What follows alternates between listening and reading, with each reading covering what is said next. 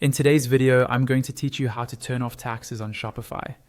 We'll walk through this step by step, and by the end, you'll know exactly how to disable taxes both at the country or region level and on individual products or variants inside your store. First, log into your Shopify admin dashboard. This is the main control panel for your store. Once you're on the dashboard, look down to the lower left corner of the screen. You'll see an option called Settings. Go ahead and click on that. Inside the settings area, look at the menu on the left-hand side. From this list, find the option labeled Taxes and Duties and click it. This is where Shopify manages all of your tax rules.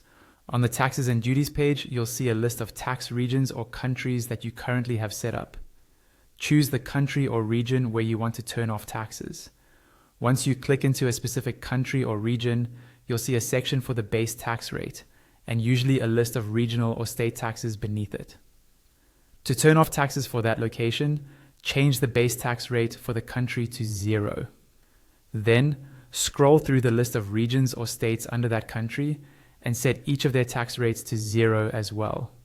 When you're done, look toward the top of the page near the search bar and click Save. It's important not to skip this step or your changes won't apply.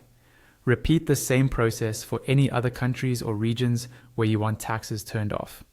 Next, we'll make sure taxes are disabled at the product level. Go back to your Shopify admin dashboard. On the left-hand side menu, find and click on Products. This will open a list of all the products in your store. Click on a product you want to update. Inside the product editor, scroll down until you find the pricing section.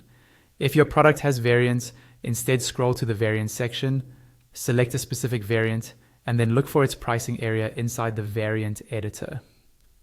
In the pricing section, look for the option related to charging tax, usually labeled something like charge tax on this product or charge tax on this variant.